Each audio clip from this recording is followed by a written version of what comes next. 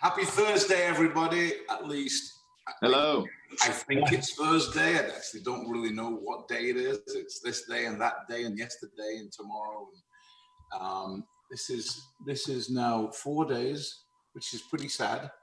4 days of the beard. I've started to get more thumbs down than thumbs up, but hey, here we go.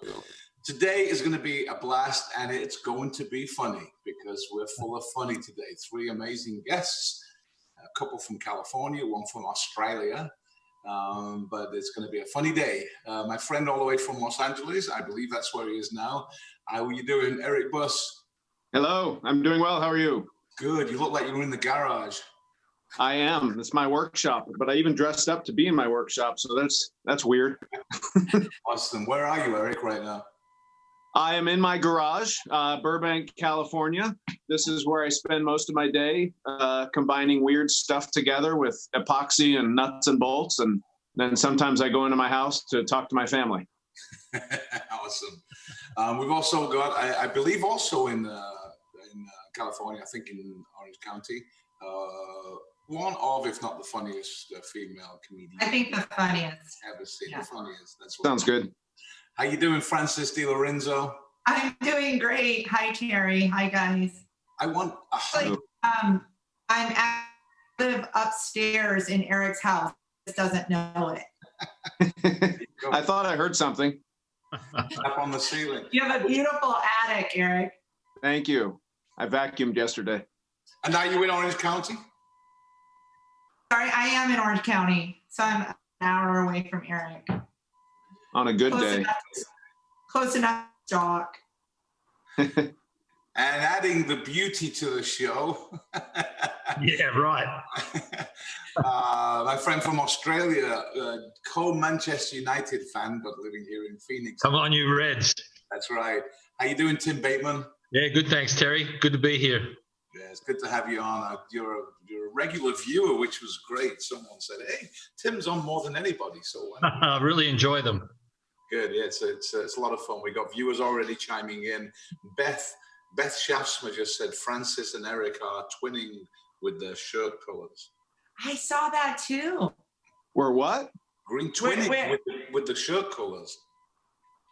Coordinated. Oh, got it. Yeah. Shirt colors. I got to get used to your accent, Terry. I forget you're from a distant land. Yeah. Shirt colors. Got it. And we have to put it on a bit because we've got a lot of viewers in the UK. It's 7 o'clock there. They're having a tea, which we call dinner, but we call it tea, not cup of tea. Delicious. Yes. So here we are. We're going to start off with the quick fire questions as we already do, and I'm looking forward to this show. Don't even know what date it is. It's April. What is it? It's April 9th. 4-9. Is it the 9th? April? April 1995. 1995, April the 20th, 1995. Sweet. That was a good year for me. We're on episode number 11, I think. And here we go. I don't know if you have pets, but if all 3 of you have pets or have had pets, if you could ask that pet 2 questions, what 2 questions would you like to ask your pet? And I'm going to start with Eric. We do have a little dog. He's a Lhasa Apso mixed with Tasmanian Devil, and his name is Chapman. And he is obsessed with his Kong ball, just the solid rubber ball. It's almost an egg shaped. And I mean, 24 hours a day, he wants to chew on it, and it's got to taste like garbage.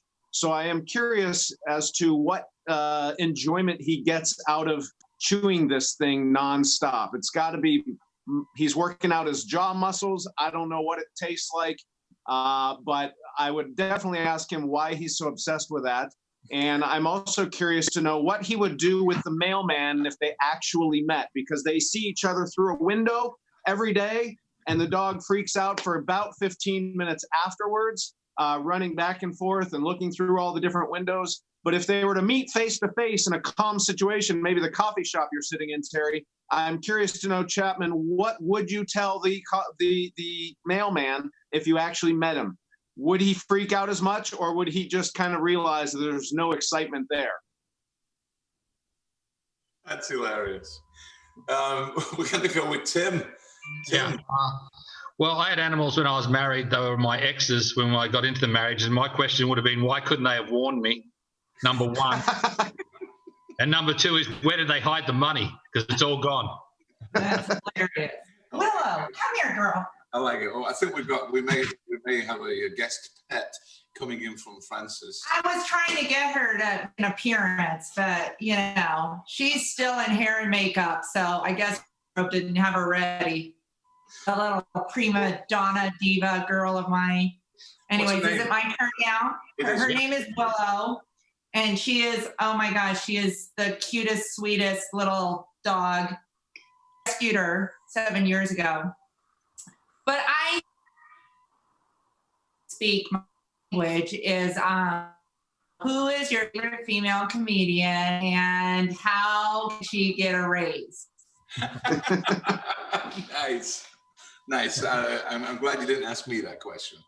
I would have answered the first one easy. Very good. Well, we've got a bunch of people from the UK saying hello to you, so apparently they can understand you as well. Who said that? A bunch of people from the United Kingdom watching this right now. And the United Kingdom? Oh my gosh! I thought you were going to say United States, but United Kingdom. That's exciting. Yeah. We have states and then we have kingdom. Is that right? Yeah, that sounds a little. If you want to, the way you say it like that, Terry, it sounds kind of elitist. Kingdom. We're just saying you guys when you're Australian and you're from convict stock. Yeah, it does. Fourth generation convict right here. Thanks very much, United Kingdom. But we enjoy I live in Phoenix now. But go ahead. Well, as we are all here in the States, a question that we had from a viewer, and I'm going to ask it of you. If you were to get rid of one or more states in the Union, which ones would they be? New Jersey. And why? And we're going to ask Eric. New Jersey. Because it's New Jersey. My dad, who passed away in 2002, he was a very loving, generous man. But even as a kid, when I was a kid, he told me New Jersey was the armpit of the country. Wow. And I've been there. I've been to their airport. Their airport is a mole in the armpit of the country. I realize there's a lot of wonderful people in New Jersey. It's the Garden State. It sounds beautiful, but when you get there, it's not beautiful. And New Jersey is they have the attitude of New Yorkers, which is cool and tough, but yet none of the cool stuff that New York has. So I don't quite understand it. I'm not a fan of New Jersey. And that said, I have nothing personal. I don't even know anyone from New Jersey, but I've been to the airport and that was enough to seal the deal about what my dad said. It's the armpit. Sorry, New Jersey. Yeah, and if anybody would like to book Eric in New Jersey, just give us a call at Title Management. Yeah, I'll still do it. I'll just complain about it. Francis, what about you? Oh, well, I would like to get rid of the state of ignorance and complacency and denial. That's avoiding the question. I just made an entire state an enemy of mine, and you're avoiding the question. Because Eric, I got some smarts. Yeah. And she wants to go to New Jersey. Yeah. All the other 40. Yeah. I've been in New Jersey.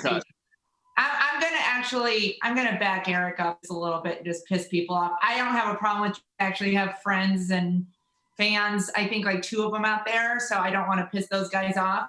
But Newark Airport, I'm with you 100%. Yep. Horrible. Could we do a little attitude training there? It's like, oh my gosh. But anyways, other than that, I think New Jersey is really a wonderful place and the people are wonderful. And they don't have left turns in New Jersey. You have to make like 3 right turns to make a left turn, that you can't just go left. It's bizarre. And 7 turnpikes. Yeah. There you go. Everywhere. But it's a beautiful state. I've driven through New Jersey. I've played that area, and it's beautiful. It's the Garden State, the Palisades Parkway. Driving down there when it's blooming is beautiful. It's honestly. You guys might have gone in and out. I was a road comic. I had to drive, not like you people. And I kind of liked it. I was shocked how nice it was, to be honest. It's a beautiful place. You know, Tim, now that you mention it, I might be pissed off at New Jersey because when I was just starting out, I tried to book some comedy clubs there, and this booker gave me the runaround, and he never booked me. Maybe that's why I don't like New Jersey. Could be it. Hey, now Tim, you're what state would you get rid of? Well, mine's very simple. I'd get rid of Massachusetts because I couldn't stand to see the New England Patriots win one more Super Bowl. They got to go. If they win one more Super Bowl, I'm going to go crazy. Especially as an Arizona Cardinal fan, we haven't even won one. So our Facebook feed just filled with heart emoticons when you said that. Lots of people. So we move on to it. We've got three amazing, funny people right at the top of their careers. We always love to find out a little bit about their career. Not long enough on the show to talk about the whole thing, but maybe there's a pivotal moment. Maybe there's a time in your career or something that happened that you love to talk about. I know we've got viewers here who are asking questions too. And with you, Francis, I'd love to start with you because sure. Joel Myers just jumped in and said, Francis, you still hanging out with Warren B? I am. Hey, Joel, thanks for asking. Yeah, so for the people that don't know, Warren B is Warren Buffett, and I don't know if everybody doesn't know who Warren Buffett is, but he, y'all know who he is? Most people? Thumbs up? yeah. Okay, so anyways, was the richest man in the world for many, many years. And anyways, I am lucky enough to call him my friend and future husband. He's going to be 90 this year, and I had no idea. I was attracted to older men until I was alone with Warren, and I saw how big his wallet was. So, anyway, yeah. So the truth of that little tidbit there, the fact that Warren found me on YouTube of all places and was a fan of mine on YouTube. And then I got hired to do an event out in Omaha, and I never really thought I would meet him or the Buffetts. And not only did I meet them, I came to learn that they were fans of mine. Like Warren Buffett was a fan of mine for like 3 years, watching me on YouTube. I had no idea. So that just tells you the power of the internet. And when we met, we hit it off like that. I swear it was crazy. It's like instant connection and friends. And I'm just honored to say that we've been great friends for the last 5 years. As a matter of fact, I just talked to him last week, working on a home office and running Berkshire Hathaway and all that good stuff. Yeah. And is he with this current situation with coronavirus, is he struggling financially, or is he coping? Yeah. Yeah, the poor billionaire. Oh my gosh, I feel so sorry for him. So you know what? I can't fathom, so here's the one thing that's interesting is I do have billionaire friends. I want to make it very clear that I am not a billionaire, but I do have billionaire friends. And it's kind of tough when you're a thousandaire hanging out with billionaires.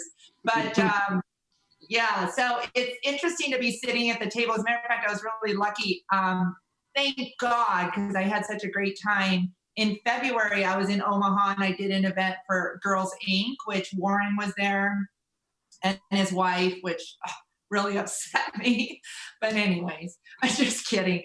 I love his wife as well. And luckily enough, we got to do the event before the coronavirus, and we were actually talking about how bizarre it was. And we had no idea that it would just be as devastating as it actually is. But when you talk to billionaires about losses, it's hard to really feel bad because they still have 7 other billions on the floor. You know, they lost 24 billion, but they've got a lot of other billions. You know, I know that you, in addition to your stand-up routine, which is hilarious, just hilarious. I don't know what you call it, but the thing on the sofa. I split my sides laughing every single time. Thanks, Jerry. I also know that you've got a couple of TV shows that you've written and is currently being banded around Hollywood. Can you tell us about them? Sure. I'm actually really excited and again, crazy grateful. But it was through Warren Buffett that I was introduced to and became friends with Steve Mosco, who was the former president of Sony Pictures for many, many years. And now he's branched off and he's CEO of VREG, which is Village Roadhouse Entertainment Group. And through our connection with Warren Buffett and going to the shareholders every year, we struck up a friendship and talking about ideas. And so I crafted 2 different shows, and they are currently being shopped by his production team. And so kind of crossing my fingers. I'm excited about them. I think one's a reality show based on, my favorite female comic. And then another scripted show, which obviously is a sitcom as well. Excellent. So, good luck with that. For any of you out there who has not seen Frances, there's a lot of videos out there on YouTube, Dry Bar Comedy and so on, but just check out this feed. You're going to find it very funny. You ever see two teenage guys try to talk to each other on the phone? They don't use sentences, they just make sounds. Grunts. They're like this. Hey, sup, going? Hey, later. right? And they're done. And they understand each other. They know where, when, what time to meet. It's crazy. But you put two teenage girls on the phone, it's completely different. Have you ever noticed? Teenage girls turn into rambling contortionists, right?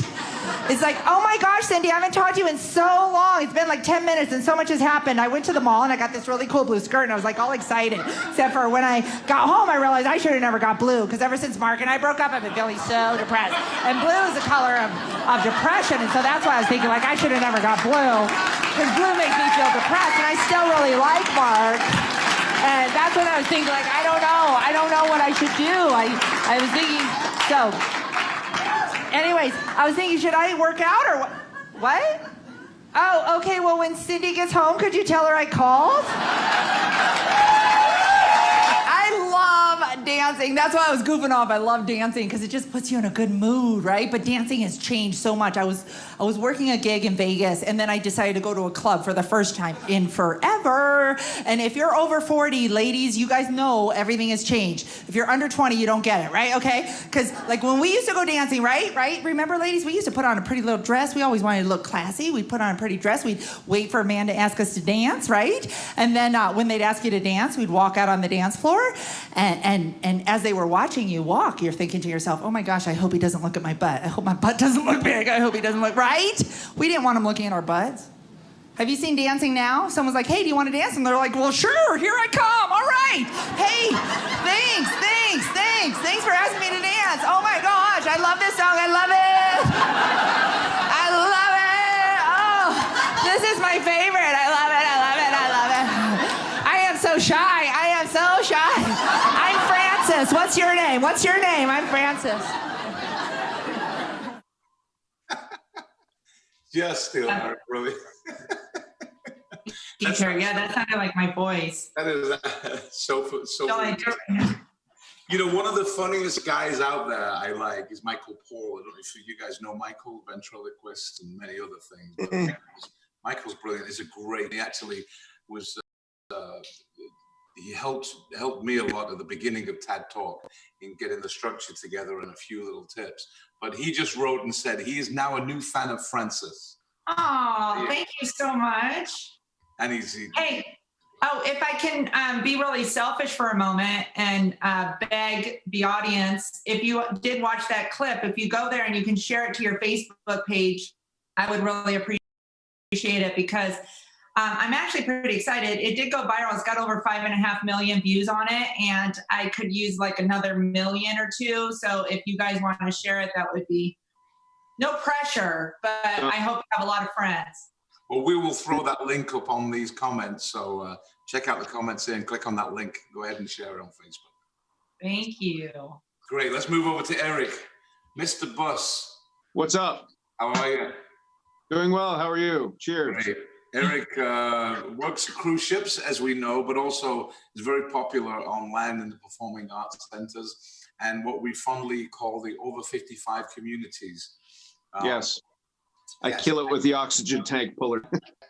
But you're brilliant. I've been watching your, I think you call them quarantine videos, but they're brilliant. They're funny. And Thank you. You're so funny. But tell us, I mean, with you're kind of comedy magician / inventor, because you create every single Yes. act you do. So tell us a bit. How did that get started?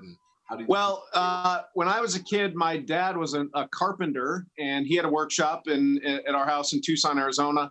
So, in fact, a lot of these tools around me were his. He passed away in 2002. But when I was a kid, he taught me a lot about, how to build things. And then when I got into magic at age 16, he would start helping me build props. And I realized I kind of had a knack for coming up with outlandish ideas. And because my ideas were one of a kind, I couldn't just go to a magic shop or somewhere to buy something. I had to build it because it didn't exist. So it was kind of necessity that I started building my own props. And then I've had some success with that. And now I love building anyway. In fact, it's half the fun for me is building the prop before I get it to the stage. So it's kind of become a character. Not only do I build my own props, but I talk about on stage how I build my own props. And that's kind of become, the theme of my show is homemade inventions and gadgets, as well as magic and comedy and all that. So that's kind of the direction I went. And that's kind of what's gotten me the most success here and there. Well, it's brilliant and it's funny, that's for sure. Someone just, it's actually my wife, just posted, did the boxes move or am I still hungover? Yes. Yes. Okay. Yes is the answer. The whole prop thing is great. I know, I think I remember the bubble wrap bike. Yes, that went viral. I mean, it doesn't have 5 million like Francis's. It had it has 1.9 million. It's been hovering at 1.9 literally for like 7 years. But back in 2012, my wife and I had just had a baby, and I was sleep deprived. I may have also been drunk. Hanging out in my garage, I had a giant roll of bubble wrap and a BMX bike sitting there, because I have a fantasy of being a BMX bike rider still at age 45. But I attached the big roll of bubble wrap to the bike, and a friend of mine came over back when we used to be able to hang out with humans, and he just filmed me going in a little oval in my street of running over bubble wrap that kind of fed off of the roll. And we threw it up on Facebook through YouTube, and in 1 hour it had 900 views, and then in 24 hours it had 24,000. 48 hours, 48,000, and in 1 week it hit 1 million views, and it was on a bunch of different news outlets and all that. I got some TV footage out of it, but it was just a ridiculous. It was a roll of bubble wrap on a bike, and that's kind of sadly one of my claims to fame. Wow. Well, Jan Stenning just wrote, "If you knew Warren B, you'd have 5 million." True. I'm working on that. Francis, will you send my video to Warren? You bet. Is that all you want me to send to him? You could, how about I'm sure you can make a bigger request. All right, let me come up with a few ideas. If you haven't seen the bubble wrap bike, just check out this video of Eric Buss. My name is Eric Buss. This is my bubble wrap bike. Jealous much?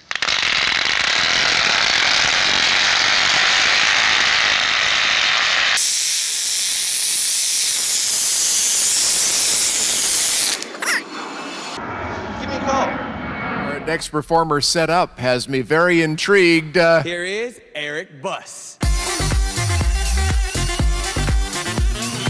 Eric Buss! His name is Eric Buss. Eric Buss. Eric Buss. Eric Buss. I'm 41 years old, people. Get in school.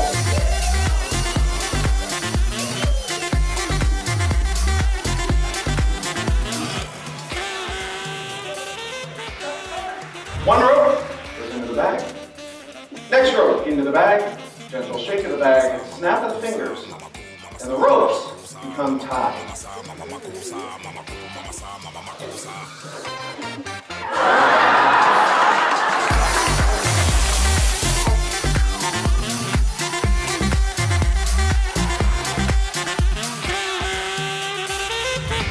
Star Wars Wars, a classic. That will be my inspiration for the artwork. I will be using my favorite thing on the planet, a giant panel of black Velcro. Okay, you guys are jaded, but this is a miracle to the Amish.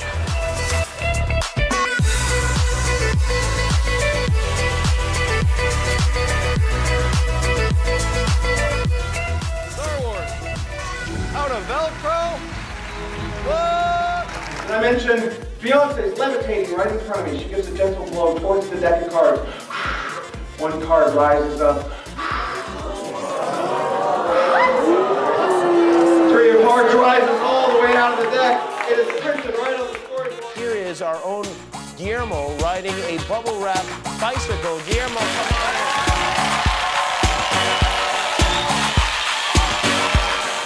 That was beautiful and wasteful.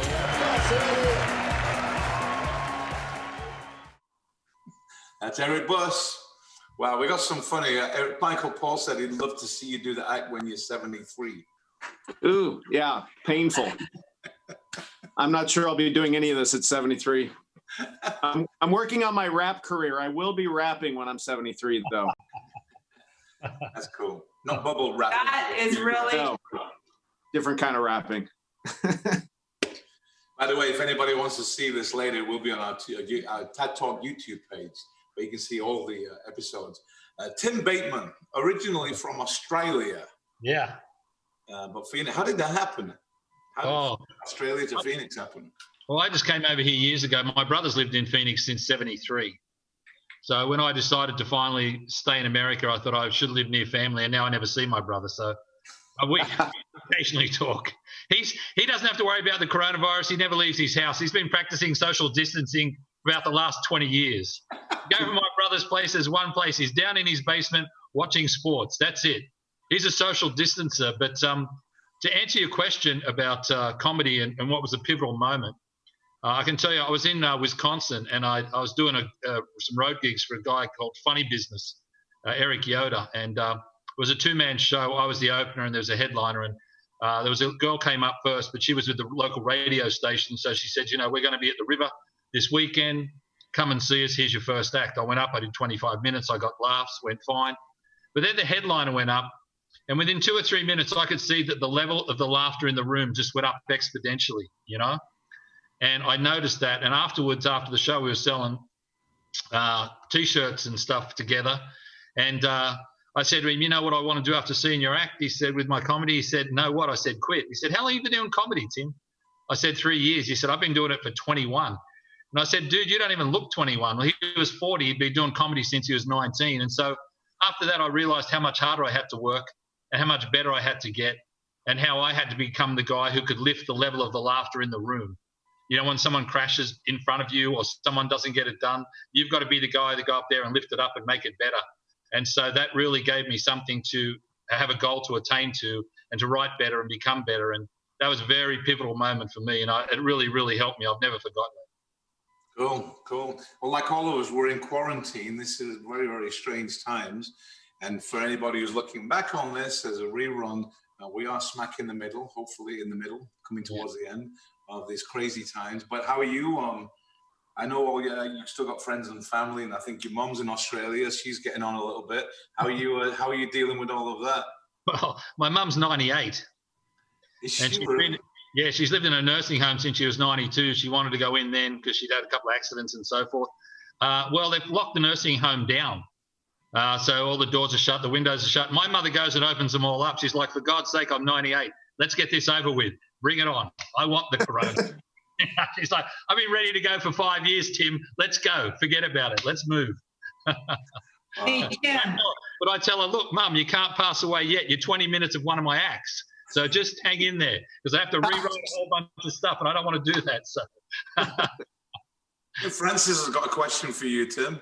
Yeah. Well, I was going to just relate to that, the quarantine thing, I'm keeping my family safe. We've been in this house for 3 weeks, my husband and 2 boys, but, because safety and health first. But to be honest, the other day I was looking at my husband and saying, go risk it. Just go out, go ahead and risk it. Francis, you have 2 kids in your house right now. How are you keeping them quiet for this whole interview show? Oh, well, they're not little. They're teenagers.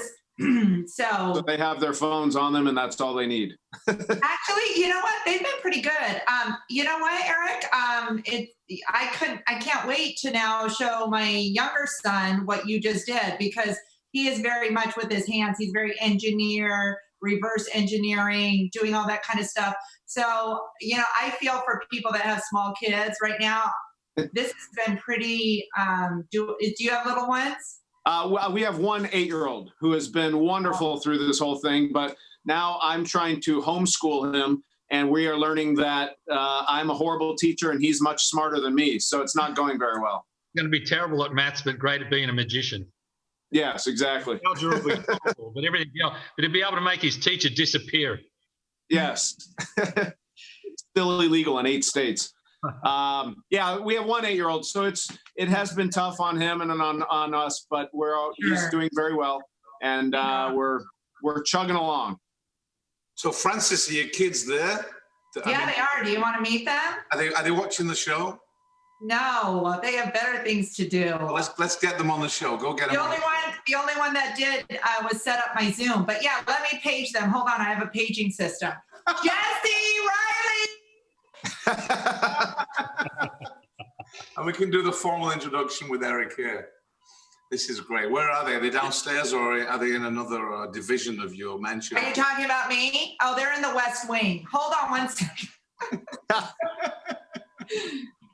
Hey, as much as you guys travel, I bet the kids are loving having you at home. Francis is off camera right now. Yes, although the other day my kid said, "Daddy, I want to go back to school." So I think he might be sick of me.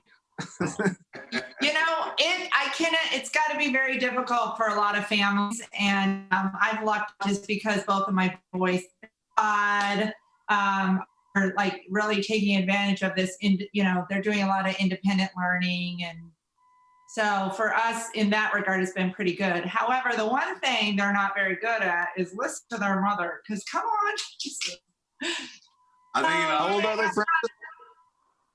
Here's my first. Been down. There you are. There, I'm not here. This is Jesse. He's 17. Yep.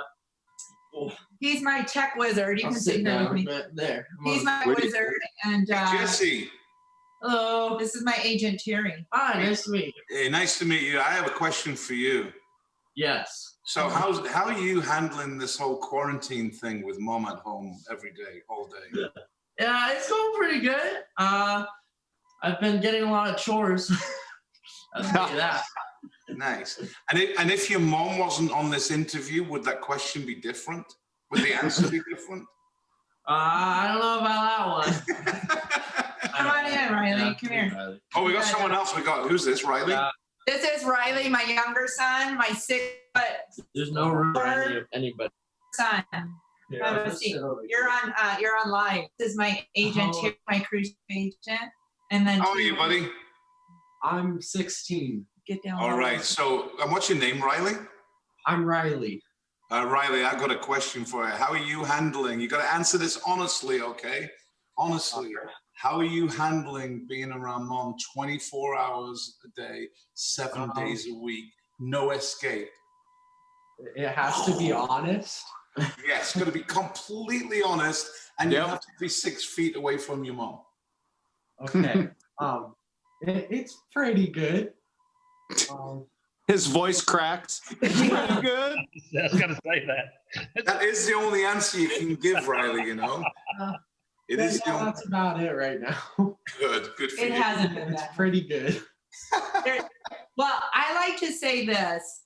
Us being at home together and how it goes is kind of like the coronavirus. It changes from hour to hour. Yep. Right. We have moments. Now, overall, we've been pretty good. That's awesome. Well, nice to meet you too. Nice to meet you on the show. You've just gained about another, 2,000 Instagram followers. Yeah, right. With their age, that's so funny. We're going to move to the next section of the show, which is called. Hey, Terry. Yeah. Oh, I think my husband felt left out because he. Hold on. You're on Lively. I'm glad you got dressed up for the interview. Who's this? Pop in and say hello. This is my husband. Hello. You get the whole family. There you are. Hey, how are you? What's your name? My name's Lee. Lee, I've got a question for you. It's the same one I just gave you boys, but I need complete honesty, Lee. How is it having Francis at home 24 hours a day, 7 days a week? We're cutting out. We're cutting out. I'm sorry. We can't hear the signal. It's not, it's technical difficulties. What was the question again? No, it's been awesome. We all get to hang out and do lots of wonderful things together here. Isn't it the coolest thing? It really is. Yeah, great. We work on creating videos and all spend time cooking and, going for walks and just spending time with each other. Good for you. It is one of the great things coming out of what's happening is the family time we're all getting. I'm doing the same at home. Yeah, whether the boys like it or not, not sure. They'll look back fondly. Nice meeting all three of you. It's a pleasure meeting you. We're going to go to Where in the World is Terry? Okay. Where in the world is Terry? Where in the world is Terry?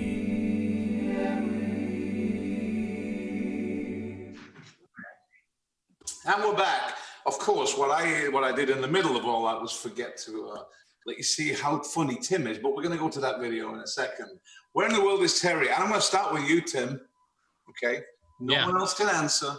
You got to nail this, and then we're going to pass it on to the viewers. If you do not know where I am. San Francisco. No. It's a cable car, isn't it? It is a cable car. Do we have any viewers? I don't know where that is. Vancouver. All right, I'm going to give you a couple of clues, okay? Okay. All right, well, my family, and specifically Nick and Julia were there about 6 months ago. New Zealand. Oh, that's closer. They got the country. So, Auckland. South. Christchurch. North. Oh, jeez. I'm an Australian. I'm not supposed to know this many New Zealand towns, Terry. That's it. Auckland, Christchurch. Wellington, New Zealand. Wellington, okay. Yeah. Has anybody been to Wellington, New Zealand? Nope. Have you not? Well, there. I've been to South Island, but I was a long time ago. I was skiing over there. Beautiful country, by the way. We just had a ball. We had an absolute ball. Eric, where in the world am I? Big city. I got to Chicago. Yeah, Chicago. Oh, yeah, the river. He nailed it. Oh, gee. He nailed it. Did you have that one, Francis? I'm not going to be good at this one. Okay, now I'm supposed to see where you are right now? No, you just got that one. That's Chicago. Oh. It's a bit more difficult. I look smart. Smart. You ready, Francis? I am so not ready. Go ahead. Where am I? Isn't that the same? Oh, that? You are in front of a green screen. Yes, I am. Boom. I win. Gosh, where is that? Oh, shoot. Oh, wait, why don't I know that one? I know it. Oh, Miami. No. Singapore. No. Do you want a clue? Yeah. They have a big zoo. What? They have a big zoo, and you would only. It's San Diego. Oh, San Diego. Bronx. San Diego it is, and it's not the Bronx. Well, that was awesome. Eric was good. I am smart. I am smart. Hey, just going back to Tim, this guy underestimated the thing, how funny he is. This is one funny guy. Check this out. Now, I got to put up the woman in here, Siri.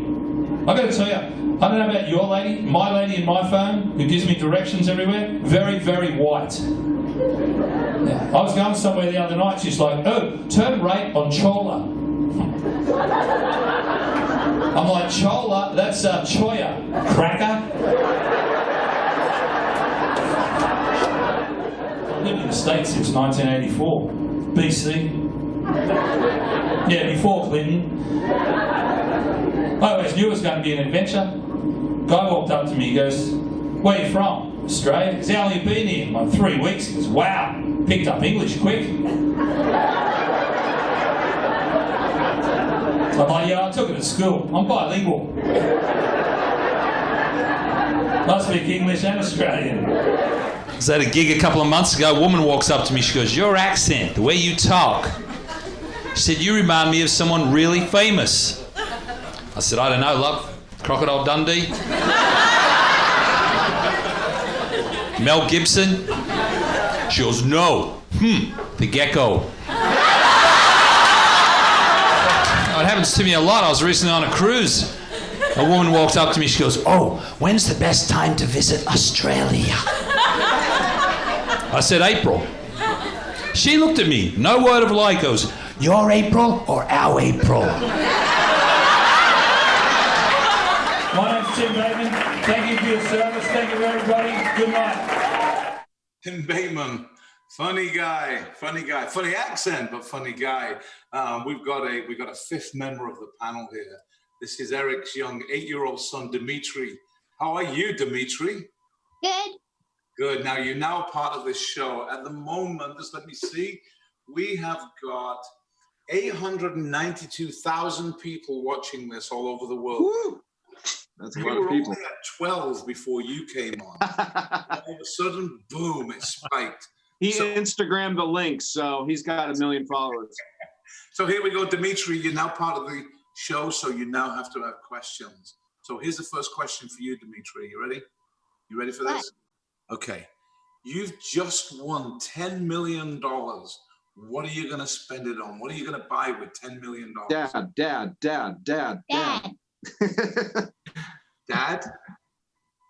What are you going to get with it? A big car. Big car. What kind of car? Nice. Like a sports car? Yeah. Lamborghini? Yeah. Sweet. Dad gets to choose. I choose a Lamborghini. I like it. All right, here's a second question for you, Dimitri. If you could choose, you could have one superpower. Would you like to be invisible, or do you want to be able to fly? Invisible. Yeah? Uh-oh. I'm scared. Why do you want to be invisible? Yeah, why? What would be cool about being invisible? Because then nobody can see you. Yeah. My son said... Yeah. And? Would you get into trouble? No. No? Okay. My son said he'd like to fly because he's already invisible to enough people. But Eric, what about you? I'm going to ask you the superpower. What's your take on that? Well, teleportation is by far the superior superpower, because with teleportation, you can actually do quite a few of the other powers.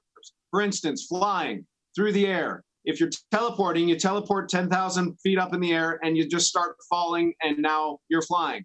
If you want to be invisible, which pretty much the only things you can do as an invisible person are bad things, are naughty things, and like rob a bank. So teleporting, you teleport into a bank vault, you get your money, you teleport out of the bank vault. So you're kind of like, it's like you're being invisible. So teleportation is definitely the most useful. Flying would be probably the most fun. And invisibility, I'm not sure what you can do as an invisible person that would be good, except maybe I've only thought about it, not to bring the conversation down, but maybe there's a school shooting as an invisible or any sort of hostage situation, and there's somebody who's invisible, they can run in and take out the bad guy. If you can think of more good things you can do as an invisible person, let me know, but I've only come up with that one. Otherwise, it's robbing banks and messing with your enemies. I like it. If I was invisible, I would stop people from getting into the banks. Okay. So like I would go right in front and stop them and then come invisible. Well, all right. I thought something. Yeah. What? I thought of something if I were an 8-year-old kid and I was invisible, that wouldn't be really bad, but would be more productive. You could be invisible, sneak into your teacher's classroom, look at the answers on a test, and then ace the test. How is that bad? That's a good question. I don't know how that's bad. I wanted to do that myself. So, Dimitri, Here's what I need you to do now when you go back into the east wing of your house. I want you to write down these two names. One is Ann Davies, that's my wife, and the other one is Jan Stenning. If you can write those names down, because both those two people also want you to buy them a Lamborghini. All right. We need their shipping address as well. Done. How about a round of applause for Dimitri? Good job, silly. All right, guys. We are the part of the show where we ask our favorite question. We ask it on every single show. We've had, boy, a myriad of answers. Close it. The question goes like this.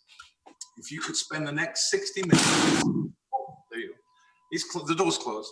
Yeah, he had to leave the garage. You cannot sneak out of the garage. If you could spend the next 60 minutes with two people, any two people... Jennifer Aniston. Oh, sorry. Any two people, dead or alive, in one place anywhere in the world, who would you like to spend the next 60 minutes with and why? And I'm going to go to Francis first. Oh, gosh, I thought I was going to have time to think about it. Oh, geez. Go to me first. I've got it prepared. Go for it, Tim. I got it. Go, Tim. It's very easy for me. First one would be my father, because he passed away about 20 years ago. He loved music. He loved comedy. We had a lot of fun together. And when he passed away, I mourned. But, now whenever I think of my father, I just laugh because we had so many great times. He was such a character. So he'd be the first one. The second one would be my maternal grandfather, because he was a lovely man. He died when I was very young. I remember him, but one of my brothers always told me that his greatest regret in life regarding me is I didn't get to know him as well as I could have, because he passed away, but he was a beautiful person. So they'd be the two people. And the place I would go would be Vail, Colorado. I lived there for 3 years, and I used to get up early in the morning and ski the back bowls. And after a couple of runs, I would just, I'd go off the runs and I'd just sit there. I'd cross my skis and sit in front of them, and I'd just take in the beauty of the world, the mountains and the clouds and the sky and the trees. And it was just so scenic and so beautiful. I just don't appreciate how beautiful this world is. And I would love to have both of them on either side of me and just share that with them and sit down for an hour and talk to them. I would love that. That would be ideal for me. Good for you. Francis. Well, now I'll say Tim just got me in a sentimental mood instead of a sarcastic, I know. I was thinking sarcastically. Right? I know. I was going to be sarcastic and obnoxious, but you still are? Yeah. I could count on you, Eric. I knew you wouldn't let us down. Let's do a sentimental one would be my grandparents. It would be amazing to be with them again. And of course, since they were both 100% Italian, I'd love to be in Italy with them. I'm fortunate enough that my parents are still living and driving me nuts, and I'm enjoying every bit of it. Because one day, of course, the truth is you'll crave for those moments when they drive you nuts. But I'm close to them. So fortunately, I get to have them in my life. So my grandparents, who I grew up with, were very, very, they were like second parents to me, and I would love to be able to do that. As a matter of fact, I drive down the road where they used to live, and I still get that, Cool. And then, of course, my second choice would be Warren Buffett, because he has a really, really big wallet.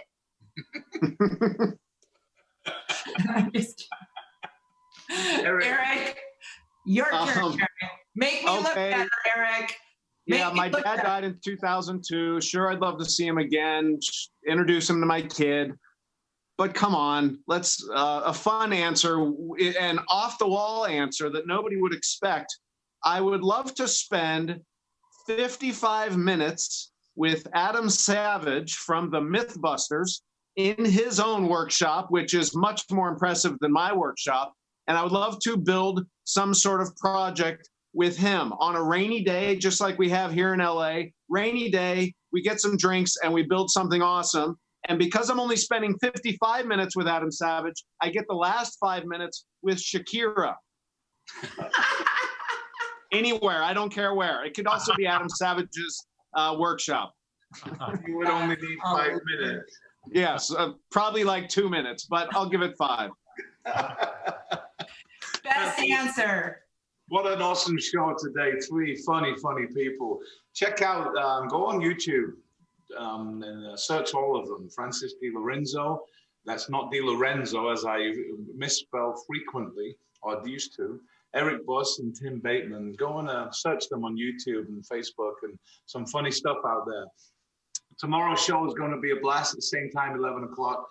Pacific time, 7 p.m. in the UK. We've got 3 guests. I'm going to keep one of them special and quiet and surprise. We've got one of my big friends I've been known for a long time in the industry. He was one of the leading record/radio promoters in the world, was responsible for making people like Journey and Billy Joel, who we worked with for 20 years. He was the guy that got that record played on the radio, and a ton of stories. So Bob Conrad is on the show tomorrow. Yeah. And one of the greatest singers I've ever heard, who now does a tribute to Celine Dion. She's based in the UK. Tracy Shield is going to be on the show tomorrow, and another special guest. So it's going to be a blast. Tim, Francis, Eric, thank you so much for being on this today. Thank you. Thanks for having me. Thanks to all the viewers for all the questions. We're all going to go in and answer a bunch of stuff. Tell your friends, subscribe to us on YouTube, and thanks for joining us on TED Talk today. Bye. Bye-bye.